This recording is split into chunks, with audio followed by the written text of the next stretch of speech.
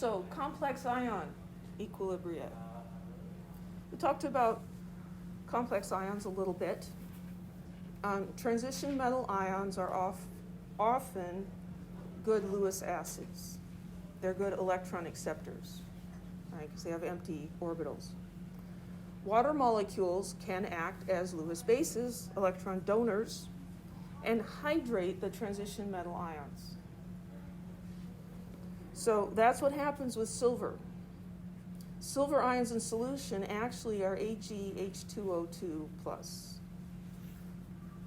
Just silver ions don't actually exist in aqueous solution.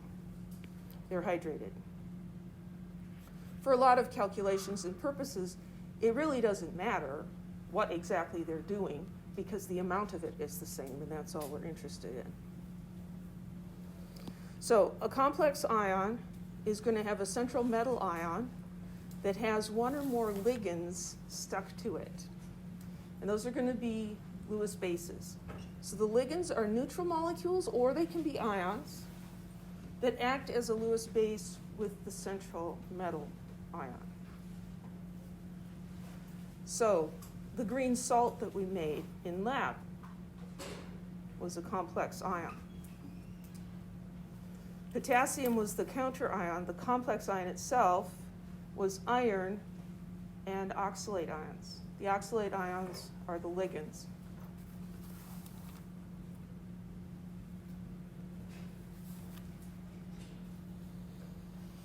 If we put a stronger Lewis base in there, it will displace the water. Ammonia is a stronger Lewis base than water. Ammonia comes in here and says, hey, I'm better at donating electrons. Get out of the way. Let me get here. I can do it better, right? And so the water molecules get kicked out. So again, like when we look at hydronium ion or hydrogen ion, we often just leave the water molecules out of this to make it simpler to look at. So like H+, Ag+ doesn't actually exist, right? It's going to be found as AgH2O2. But we could just write it like this and look at how it reacts with ammonia to form this complex ion. And here the equilibrium constant is called the formation constant, because we are forming the complex ion. The formation constant is calculated the same way as any equilibrium constant. The concentration of the products raised to their coefficient divided by the concentration of the reactants raised to their coefficients.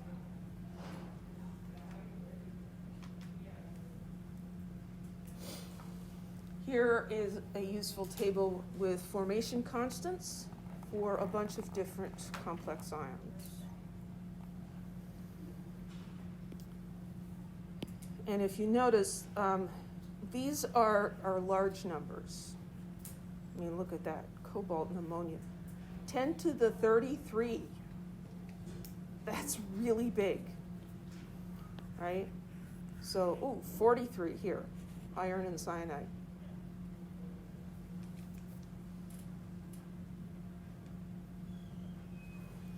So you mix a 125 ml sample of a solution that is 0.011 molar in nickel chloride with a 175 ml sample of a solution that is 0.25 molar in ammonia.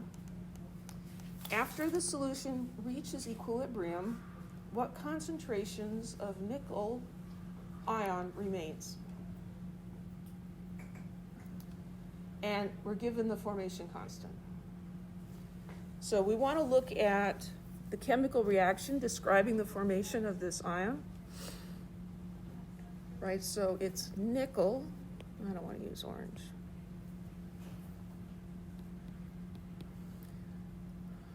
Nickel 2+, and we're adding NH3, and that's in equilibrium, although very distorted equilibrium, with Ni NH3 6 2+. So we need a 6 here to make that balanced. The coefficients in the balanced chemical equation are really, really important, so it's worth the few seconds it takes to write that down. So then we can see that Kf, the formation constant for our ion, will equal the concentration of the ion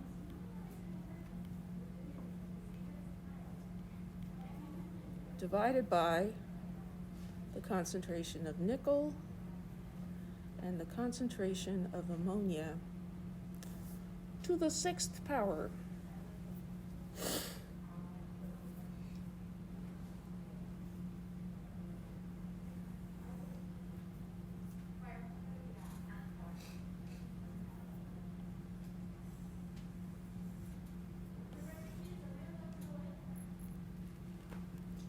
I should have written that over there.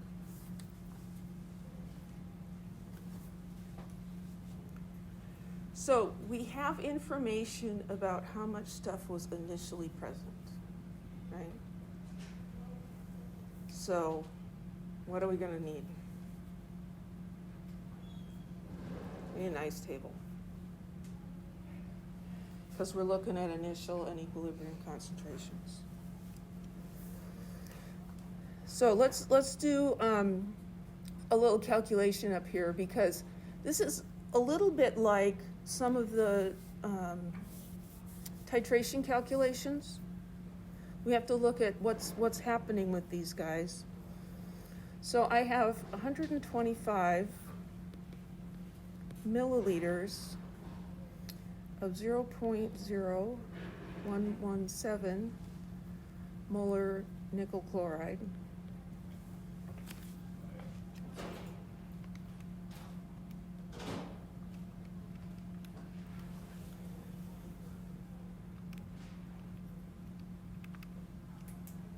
So that's going to give me 1.4625 millimoles of nickel.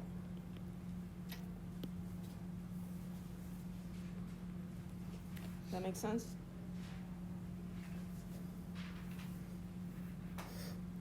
So I have 1.4625